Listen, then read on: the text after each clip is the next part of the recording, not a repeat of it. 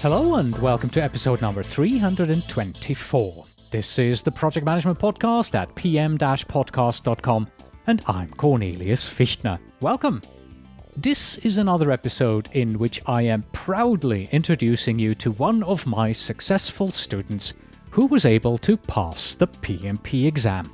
His name is Bryan Bowers and he is a student of my PM Prepcast.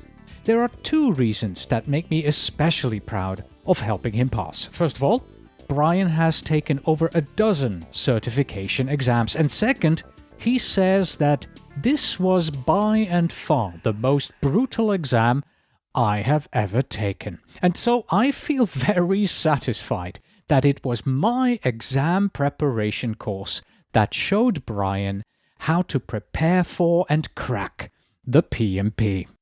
So in this PMP Lessons Learned interview, you are going to hear him talk about his journey to becoming PMP certified from start to finish.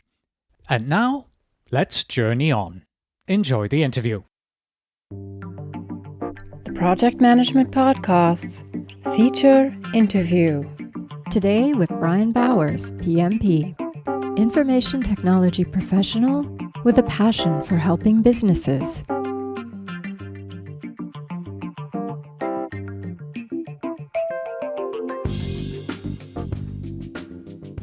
Hello and welcome to the Project Management Prepcast, your gluten-free PMP exam preparation course.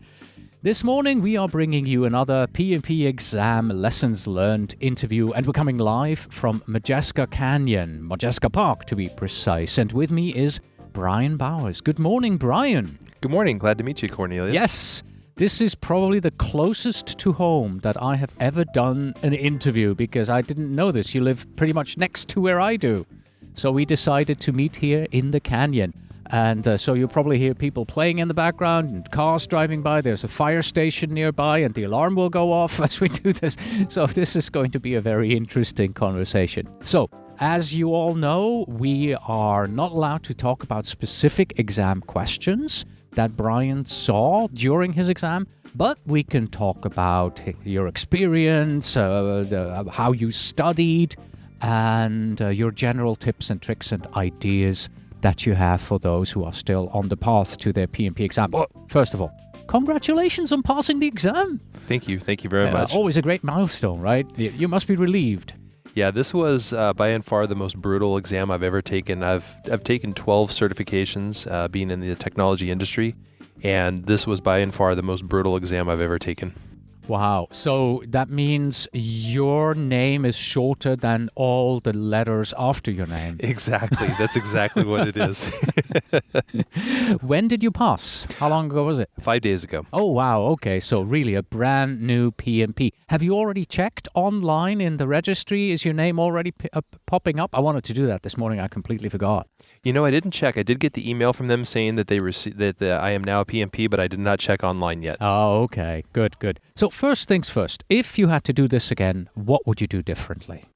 You know, I think I was really prepared for the way that I was going to do it. And so for the most part, I think I nailed it. I mean, again, certifications being in the technology industry, you're pretty familiar with that and you sort of know how to prepare for them after passing so many. So I was somewhat prepared for the study method. However, the exam itself and the breadth of the exam was pretty interesting and pretty tricky and challenging, but definitely doable. Okay. And why did you choose to become a PMP? I mean, with so many letters after your name already, was there a reason to do the PMP on top of everything else? Yeah, definitely for me. It's I own my own IT consulting company, and so it's something that is going to give me a lot of the formal education that I need to be able to do better in my practice with my industry.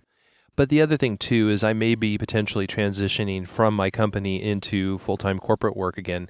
And as I was looking at some of the job requirements and postings, PMP was definitely something that was, if not required, definitely recommended for a lot of the positions that I would be looking at. Mm-hmm. So do you see value both in your current company as a company owner, but also going back into the corporate world then? Absolutely.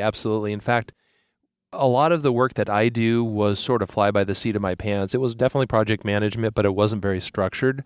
And I see a lot of value to the PMP as a business owner, being able to do the kind of tasks and the things I never even knew a work breakdown structure. To me, project management before was just a Gantt chart. And so it was eye-opening to me to see all the other stuff that was behind the scenes. And so it's definitely made me a better business owner and a better able to do the things that I need to do with my current company, but also in the corporate world as well. Interesting, because one of the things that I focus on in my PMP training is I want to make sure that my students become better project managers, that they come out of this not just with the knowledge, oh, I know how to pass the PMP exam, but oh, wow, I am now able to manage my projects better and bring them to completion, more successfully. Right. So do you feel that this has actually happened to you as well, that you're a better project manager now because of this? Yeah, absolutely. Again, it's only been 5 days, so I haven't had, too much implementation since that time. But yeah, it's definitely got me thinking in terms of risk management, in terms of planning, in terms of contingencies, and a lot of other things that, were sort of in the back of my mind, but I didn't really formally have. And so now I have a lot more to basically bring to the table to help clients. Okay. So let's get into the questions I have for you about the exam itself. Let's start with the application, right? Once you got to fill this thing in. How difficult was that for you to fill in? Most people say that's a project in itself. It's a little bit funny because for me, it was a very simple process. And the reason, the actual filling out of the contact information is, straightforward. I think where a lot of people have problems is documenting all of the project hours that they've done. Yep. And being a business owner of an IT consulting firm for the last 12 years, every day is project management for me. And that's essentially what I put down for them. I already had a bachelor's degree and a master's degree, so I had to only satisfy 4,500 hours, which for me would be about 2.5 years of my day-to-day job. And so it was very simple for me to basically, put down that every day I'm working on multiple projects for multiple clients at multiple times.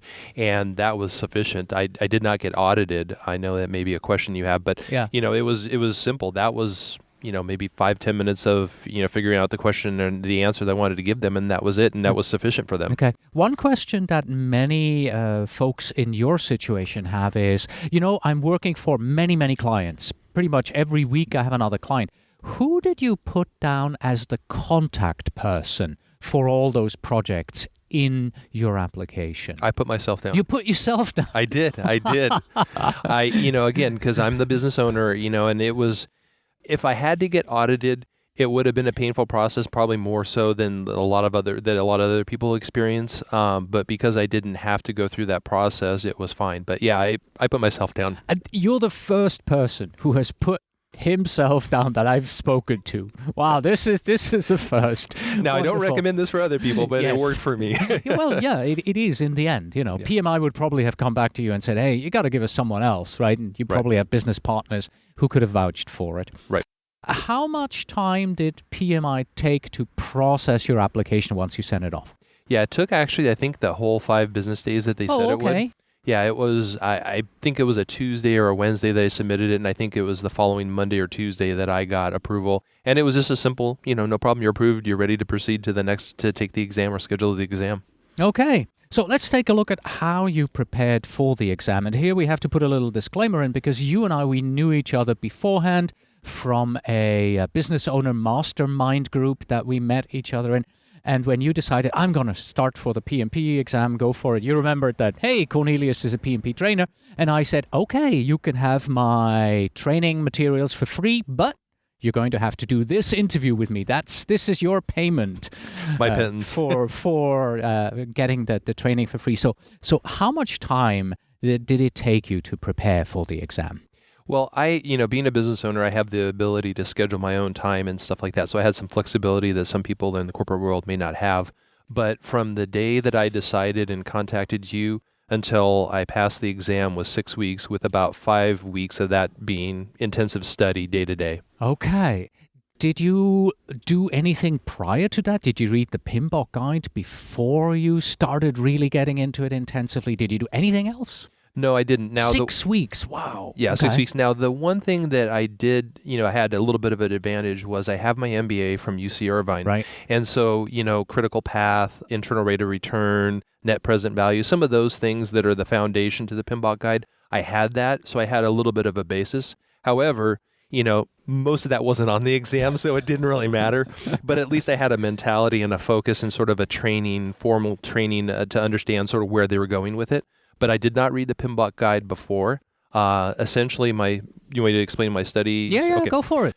Essentially, what I did is I took your material, which was really good because I'm one of those visual readers. I like to have a classroom, and obviously video training isn't classroom, but that was the next best thing. And so I had the ability to look at your slides and look at and get the material and understand it. And that took me roughly 3 weeks to do to get through from beginning to end. And then I went ahead and got Rita McCullough's exam prep book, and I spent another 2 weeks going through that. And the one thing I was very meticulous, because I know in your beginning of some of your study materials, you said, if you're scoring consistently in the 80%, you're doing well. And so what I did is at the end of every chapter or every session that you had, I would then go and read the corresponding PMBOK guide chapter and understand that. Yep. And then I would take the exam, and I was scoring in the 80s, so I was feeling comfortable. And then once I got through that, I went ahead and read Rita's book and went through and took the exams at the end of that, and again, got the 80s. And so I was like, okay, I'm feeling pretty confident, but at the same time, it's not the final exam. And so then I used the exam simulator that you have, and I was able to go through, which was brutal, and I can talk more about that, because I realized that I needed that whole 4 hours to go through it. The very first time I took the exam simulator, I went through all the questions, but I didn't even get through all my marked questions before the time ran out.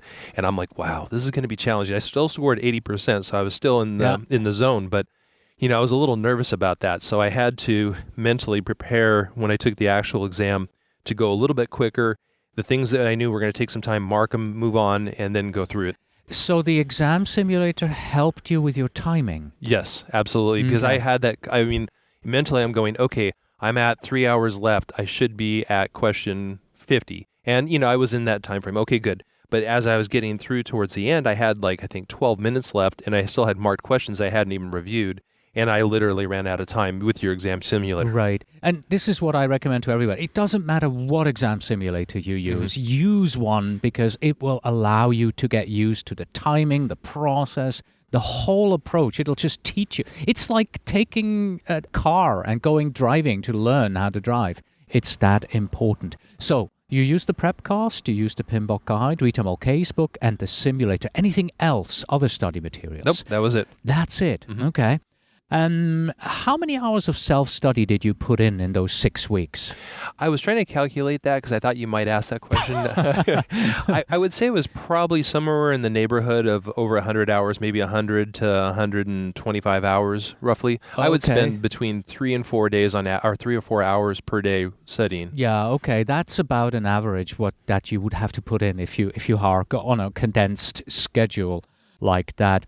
So what would be your recommended approach for people out there? I mean, you really did it in quite a short time. Not everybody has that much. What would you say is a little longer way of doing it? Well, I know some people, in listening to your lessons learned interviews, some people took 6 months to do it. Some people took 3 or 4 months. I would say 3 or 4 months is probably about the average. And the most important thing is being consistent, having a plan, and going, okay, I'm going to spend X amount of time per day or per week, and this is my metric, and I need to hold myself accountable to be able to study and get through that material.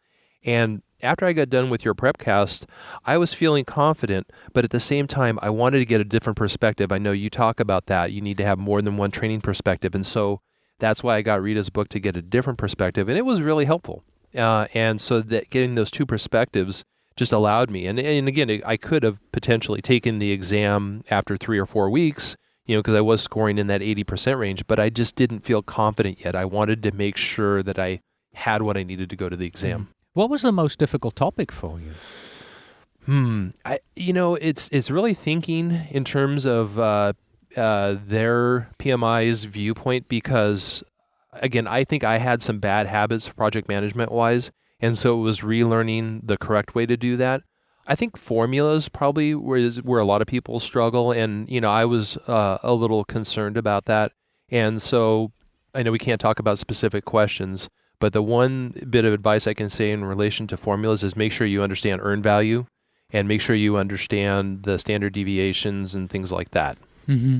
Okay, yeah, and you also mentioned that during the actual exam, we talked about this before we started this interview, that there were a few formula questions where you didn't really know which of the formulas am I supposed to use.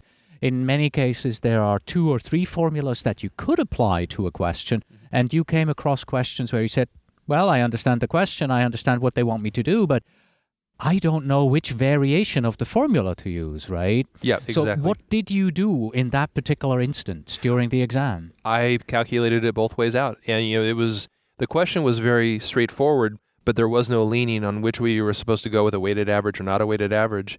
And so what I did is I just calculated it both ways, and calculating it with the optimistic, pessimistic, and most likely without any weighting didn't produce any of the answers that were on there. And so then I went ahead and did it the other way, and there was the answer, so I moved on. Okay, so in that particular case, it was good for you to know all the variations of the formula, Yes. so you could go through all the formulas and figure out, okay, D is correct because that is the result I got with one of the formulas that I know. Yeah, and it was, it wasn't too hard, it's just, a few more seconds of calculation, so it wasn't difficult. There were some questions that I looked at on the exam that I'm like, I have no idea where they're going with that. I just marked it and moved on, and then at the end, I looked at it again, and I go, this may be a 15-minute calculation, so I just picked an answer and moved on. Right. Yeah. In the end, you want to make sure that you answer all the questions. Yes. Right. That's the most important thing. Even if you have something where you go, I have no idea what they're asking. I have never heard of this before. I do not remember the formula. I can't think of a way of doing this. Read through the question, pick an answer that seems logical, that seems the right one, and forget about it. Move on, right? Exactly. Just don't spend too much time on questions. One thing I want to say on that is when I took the exam simulator, I actually got a lower score because I missed a question or two with your exam simulator where I thought I had marked it, but apparently it didn't take it. And so I got the answer wrong, even though I knew what the answer was. And so in my exam, I made sure that the very first thing I did was marked or reviewed all the unanswered questions, and then went through to my reviewed, so I didn't lose points because I didn't click something like I thought I would and lose points, silly. Right. But I thought my simulator would automatically tell you, hey, you have unanswered questions. Well, again, I ran out of time. Oh, yeah. So I didn't even get that opportunity. Oh, okay. You got it. Yeah. Okay. All right. And during the actual PMP exam, you can actually click show me all the unanswered questions. Correct. Somehow, right? Yes. And show me all the marked questions, so you would be 100% sure that you got everything done. Correct. Okay. Did you join any online forums and work with others in preparation of the exam? I reviewed a couple. I went to yours and took a look there, and saw so many out there. Yeah, there are, and it was good. For me, it wasn't really something that I do well with in my study. I find that it's more self-study for me, and so I didn't really spend a big focus there. Okay. Let's move on to the exam. How did you schedule your PMP exam? What was that like? Well, again, I'm probably non-standard for most people. I know most people say, okay, this is my exam date. I'm going to plan for that, and then I'm going to study going forward for that, and then I have a deadline that I have to meet. Right. With me, I went ahead and went through all the material, got done with Rita's book, and did the exam simulator and said, okay, I'm ready, and scheduled it 2 days later. Yeah. Okay. And that's online, right? You just go to the Prometric website and you schedule it. You find a place that works for you. How far away from here is the closest testing center? I don't even know. Well, the closest testing center for me was in Lake Forest, but they didn't have an exam date that I wanted, so I had to actually go out to Anaheim. There's only 2 in Orange County, okay. And or at least at the time when I scheduled there were. So I went to the one in Anaheim. Okay. And since it was only 2 days ahead that you scheduled, you probably didn't take my advice and drive there beforehand and check it out and all that, right? So you didn't do that. I didn't do that, but I did do some intelligence gathering. I did go ahead on Google's Maps and look, and I understood exactly where the vehicle or where the location was. Okay, so you're arriving there, you're parking, you're walking in. Take us through the process. Sure. I got there roughly, again, because I didn't have the chance to drive there before, so I got there about 2.5 hours early just to make sure, no problems and be prepared, not nervous, not arriving at the last minute. So I got there early. I went up to the examination area. They, were friendly, and I showed them my IDs and stuff, and they said, okay, you don't need any of that. You just need your driver's license because we already have you in the system and you're good. But of course they said, you can't stay here. You have to go. And I go, okay, can I just look in the exam area? And they let me look through the window. And so I had an idea how it was laid out. One thing that I guess we can talk about later on is I said, do I need to, can I bring my jacket? And there was some concern with them about jackets. If it was too thick or whatever, you couldn't take it in. You had to have a really light jacket or a thin jacket. And she goes, frankly, you're probably not going to need your jacket. And I go, okay. Okay, which we can talk about later on. No, Okay. let's go for it. Why would you not need your jacket? Well, it was, again, this is Southern California, and typically Southern California at this time is cool. It wasn't last week when I took it. It was in the 80s, and the exam room got up to roughly 85 degrees because the air conditioner wasn't working in there. And, with a lot of bodies in there, a lot of people taking exams, it was really a difficult exam for me. I started getting a headache in the middle of it because it was so hot. I was sweating, and again, you're focused and you want to just have your focus on that, but it was challenging. So I made sure at the end when I had the survey, I let them know because in case I didn't pass, I wanted to have say, it was a brutal testing environment. Okay. Now that's funny. That's funny. Did you use up all 4 hours of the exam? I did. Oh, okay. This time I paced myself a little bit faster. I got through all my questions. I made sure everything was answered. I went through all my reviewed questions. By the time I was done with my reviewed questions, I had 3 minutes left. Okay, I had 2 minutes left, so you beat me by one. Okay. Anything unexpected other than the non-working air conditioning during the whole process of checking in, checking out? Yeah, the one thing that I thought was interesting is my understanding is you could take breaks, you can go eat something, do whatever. They said, no, you absolutely cannot. You can take a break, you can go to the bathroom, you can get some water, but you can't go back to your locker, you can't touch it, you can't do anything like that. You're basically just going. And so, because I got there early, I thought, well, I had a big breakfast, so I'm okay, but I don't want to get hungry at the end. So I actually started my exam with their permission an hour early so that I could get out of there and not, be hungry. That's perfect. They allowed you to start early. Yes, no problem at all. That's very nice. Very nice. Of course, if they didn't have a place for you, they wouldn't have been able to, but obviously there was an open seat there. Okay. So here are the two questions that most people are always interested in because I can't really ask you what were the questions like. Right. But here are the two questions I am ethically allowed to ask you. Are there any topics that you wish you had studied for your PMP exam? I feel I was really prepared for it, but the two areas that I saw a lot of focus on were the project charter and initiating. There was a lot of questions on there, and it was funny because I looked at it and I go, oh, project charter, oh, project charter, oh, project charter. Okay, this one isn't, but it was pretty close to project charter. And so there were multiple questions relating to that specific area. There weren't, there were earned value was definitely something that was hit on in there, and I would definitely recommend people to understand that. Those were the two main areas. I didn't really feel that there was anything that I didn't study. I mean, if I had the specifics of which questions I missed, then I might be able to tell you a little bit more detail, but you don't get that as a result. Right. And are there any topics that you feel, I spent a hell of a lot of time studying this and that was just useless? The inputs, TTO and output are important, but I know a lot of people spend a lot of time on that. And only towards the end, I really got any questions that were even sort of directly related to that. More of it was situational. They want to make sure you understand really from a, you have it ingrained in you versus do you know the memorization of the inputs, outputs, and things like that. There were some questions, but there were very few. Did you have a brain dump that you wrote out? Oh, yeah. Okay. What was on the brain dump? Earned value equations. There were also a couple of things relating to like change requests. Rita had a couple things that were really good in her book about, okay, when it comes to a problem, these are the things you should do first. And it helped me in answering some of the questions, do the most, basically the most immediate. If there's a fire in the building, you don't analyze the root cause, you get out of the building, and it's good because, you get that sort of perception of what you should be looking at. And then some of the sources of conflict, which I got no questions on sources of conflict, so I guess that would be one of the areas. Okay. But again, those were some of the things that were a little fuzzy on, so I wanted to make sure I had that. After all, you only get 200 questions, and there are, 1,680 topics in the Pinball Guide, right? Not very many things to get questions on. Yeah. Okay.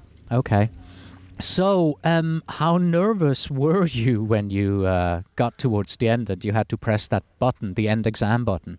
It's funny because when I took a lot of the technical certifications, I had the material down and I knew it. And it was more memorization and more just understanding the output of what they wanted. And so I had those nailed. This one, I was really going, you know what, Cornelius, I don't even know if I'm going to pass this. I really didn't. I mean, and again, part of it was relating to the environment being so hot, but just, it was a brutal, brutal exam mentally for me. And so, yeah, I didn't know when I hit the end exam thing if I was going to pass it or not. Okay. I hear various things after the end. So you pressed the end exam button. Were you required to take the survey after that? It came up and said, here's the survey, and the option was next or exit. So I think I could have hit exit, but I wanted to make sure I documented that fact that there was... the environment was really brutal. And, but, again, and the staff were really great. So I didn't, rate them down. I was very fair. Just, the facilities weren't too good. And I even gave them some suggestions for risk management so in the future they could maybe have spot air conditioners or something like that in case of this happening in the future. Okay. So you're done. You see the congratulations shows up. You're sort of going, yay! You get up, you walk out. What happened during checkout? The checkout process was really simple. They were, very nice and things, and they apologized, and they did say that they noted on my exam that the air conditioning was out, and I said, oh, okay, thank you very much, and I acknowledged that I had put a thing in there as well for them. And, then they went ahead and gave me the printout with the embossing on it, and basically I just went to my locker, grabbed my stuff, and went out. Yeah. And I think it's very important that when you walk out of there, that you talk to the people, that you make sure that there is a conversation going on, that you understand what's happening, and that you don't forget to take the printout when the embossing on it, because that's the only proof you have in case something goes really wrong. So you're walking out of the building. Who did you call first? Oh, of course, my wife. Oh, of course. That makes sense. Yeah, I was, she was very excited to hear about it. And, she was very nervous for me as well. Which, it's funny because there's a lot of nervousness. There's a lot of, am I prepared enough? And when I took the exam, there was one area where I was like averagely proficient. Everything else was above average. So, here I am about ready to hit an exam, not even know if I passed, and I passed with flying colors. So it was, it was elating, obviously. All right. So now that you are a PMP, that's what, certification number 12 behind your name or something like that? Yeah, it's number 13 now. Number 13. What's certification number 14 going to be? Well, it's funny. I'm actually looking at some of the information technology security exams. I'm looking at the CISSP. CISA? Yeah, okay. Mm-hmm. Although that one is interesting because literally in the next few days, they're changing the format from one format, like the Pinbook Guide 4 to version 5. They're doing the same thing like within the next few days. So I'm going to wait and see. On that one, there's some people that say that it's not really relevant anymore, and that's the reason why they're changing it. But because they're changing it, a lot of the training materials and stuff aren't going to be updated. So I'm going to wait and see how the dust settles on that one. I may take another one. I'm going to sort of look at those and see which one is the best one. What about Agile and Scrum? I don't do a lot of software development work, and if I have a need for that in the future, I might do it. But for me, it's more project oriented, not necessarily software development. And so, I mean, again, I'm not saying I won't, but I just don't really have a desire right now to do that. Okay, having 13 certifications, it's just a mind-blowing number. I assume many of those certifications also require you to earn CEUs or PDUs or do some ongoing training. How are you going to earn PDUs for your PMP exam? Well, it's funny because one thing I am, and that was the one area on the PMP exam where I was average focused was on planning. However, I'm a planner, so I don't understand that. And obviously, I was telling my wife it was just that I missed those specific questions. But I was already planning over the weekend how I'm going to get those PDUs because I don't want to be behind the 8 ball at the last minute, Yeah. 2.5 years before it, and then start looking at it. So I haven't made anything concrete right now. Actually, later today, I'm going to start planning some of those things that I can do. It's going to be some self-study, some training, maybe some of the podcasts that you offer. And then I may do some development work to help out the industry, to help other people in passing the exam as well. Maybe just like some formula stuff or whatever. Okay. So to close this out, do you have any final tips, recommendations from your path to our listeners? Yeah, I think the most important thing is really you need to have a good foundation. And again, I'm not saying that yours is the best product ever or anything like that, because that would be unethical, but I did think your product was really good for me in preparing for it. So you really need to have some sort of preparation. You need to have a classroom, you need to have a video training, you need to have something like that. You can't just read the PMBOK guide and pass the exam, in my opinion. I think there's enough material that's not in there that you can really have a problem with, or you won't really understand the PMBOK guide from the angle that the PMI is looking at it. So you really need to have some training material, and you need to have some exam prep material, which I use both of, and I was very happy with both of those. All right, excellent. Thank you again for meeting me here in this cold Southern California morning, and congratulations on passing the exam. Well, thank you, Cornelius. I appreciate it. And that was our interview with Bryan Bowers and his lessons learned of becoming PMP certified. And of course, if you are a project manager who wants to become PMP certified, then the easiest way to do so, as we have just heard, is with our sister podcast, the Project Management Prepcast, and study for the exam by watching the in-depth exam prep video training from pmprepcast.com. And that's it. Thank you very much for listening. As always, you can find us on the web at pm-podcast.com. Please send your emails to info@pm-podcast.com, and when you write, please tell me where in the world you are writing from.